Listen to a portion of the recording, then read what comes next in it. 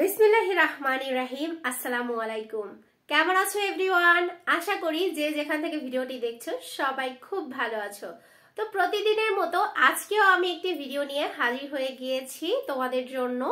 আজকে ক্লাসে থাকবে খেও দিয়ে 3 বর্ণ যোগে শব্দ গঠন। তো আজকের এই শব্দ গঠনেও কিন্তু যুক্ত বর্ণ থাকবে।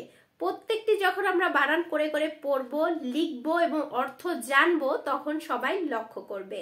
তো ভিডিওটি শুরু করার আগে প্রত্যেক দিনের মতো কি করতে হয় বলো তো?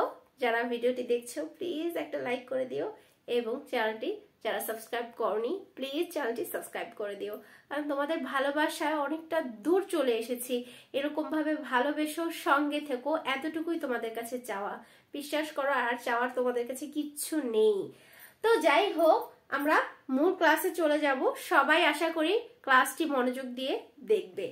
তো ফার্স্ট যে শব্দটি দেখতে পাচ্ছি এখানে, আমরা বলো তো কি?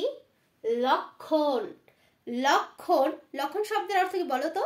সম্ভাবনা। ঠিক আছে, কোনো কিছু ঘটার লক্ষণ হতে পারে। বলে না যে লক্ষণ তো ভালো না, মানে এটা ঘটার সম্ভাবনা তো ভালো না। তো লক্ষণ মানে হচ্ছে সম্ভাবনা। ঠিক আছে, কোনো কিছু ঘটতে পারে। তো জ্বর আসলেও কিন্তু জ্বরের কিছু লক্ষণ দেখা যায় আগে থাকতে থাকতে, তাই না? গাটা একটু গরম হয়, হালকা নাকটা ধরে যায়, শরীরটা মানে ম্যাজম্যাজে করে। তো যাই হোক, দেখো লক্ষণ বানানটা দেখছি ল খেয় যুক্ত ম ফলা, এটা কিন্তু নট ন এবং কি মূর্ধন্য। ঠিক আছে, দেখো লক্ষণ ল খেয় যুক্ত ম ফলা এবং কি মূর্ধন্য। দেখো এই যে মটা রয়েছে, মটা কিন্তু উচ্চারণটা হবে না, উজ্জ থাকবে, বাট এটা কিন্তু ম। লক্ষণ, খেওটা ডাবল ভাবে উচ্চারণ হচ্ছে, লক্ষণ। দেন রয়েছে কি দেখো ক্ষত্রিয়। ক্ষত্রিয় মানে হচ্ছে একটা হিন্দু সম্প্রদায়ের গোত্র বা বংশ বলতে পারো। ঠিক আছে, 4 ধরনের বর্ণ থাকে হিন্দুদের। একটা কি, একটা হচ্ছে ব্রাহ্মণ, ক্ষত্রিয়, দেন আরো দুটো রয়েছে, আমি এত ভালোভাবে জানি না, তোমাদের জানার ইচ্ছে হলে জেনে নিতে পারো। তো ক্ষত্রিয়, দেখো বানানটা খেয় তৈরত্রয় রস্যিকারে তি অন্তস্তীয় ক্ষত্রিয়। দেখো লিখছি খেয় তৈরত্রয় রস্যিকারে তি অন্তস্তীয় ক্ষত্রিয়। পরের শব্দ হচ্ছে আকাঙ্ক্ষা। আকাঙ্ক্ষা মানে ইচ্ছা, আকাঙ্ক্ষা। ঠিক আছে, আমরা আমাদের কিছু ইচ্ছা হয় না, ওটাকে বলা হয় আকাঙ্ক্ষা, মানে আমরা আকাঙ্ক্ষা করি। তো যাই হোক, বানানটা দেখো স্বরে আ, কয়াকারে কা, ও যুক্ত খেয়তে আকারে খা, আকাঙ্ক্ষা। তো দেখো বানানটা দেখে নাও, স্বরে আ, কয়াকারে কা, ও যুক্ত খেয়, ওকে, খেয়তে আকারে খা, আকাঙ্ক্ষা। দেন হচ্ছে অলক্ষী। অলক্ষী হচ্ছে খারাপ মন্দ। ঠিক আছে, বলে না যে ওর মধ্যে কোনো লক্ষ্মী নেই, সব অলক্ষী বলে। তো তো দেখো স্বরে অ ল খেয়তে ম ফলা এবং রয়েছে দীর্ঘিকার, অলক্ষী। তো দেখো স্বরে অ ল খেয়তে ম ফলায় দীর্ঘিকারে কি, অলক্ষী। তো আমরা কাউকে অলক্ষী বলবো না, অলক্ষী বললে সে মনে কষ্ট পেতে পারে, তাই না? তো দেখো নেক্সট যে শব্দ রয়েছে সমীক্ষ। সমীক্ষ মানে হচ্ছে কি বলতো? সমীক্ষ শব্দের অর্থ হচ্ছে বিবেচনা করা। সমীক্ষ করে না, যে কোনো কিছু বিবেচনা করে করতে হয়, ভেবে করতে হয়, সমীক্ষ। তো দেখো বানানটা স ময় দীর্ঘিকারে মি খেয়তে জ ফলা, সমীক্ষ। স ময় দীর্ঘিকারে মি খেয়তে জ ফলা যুক্ত রয়েছে, সমীক্ষ।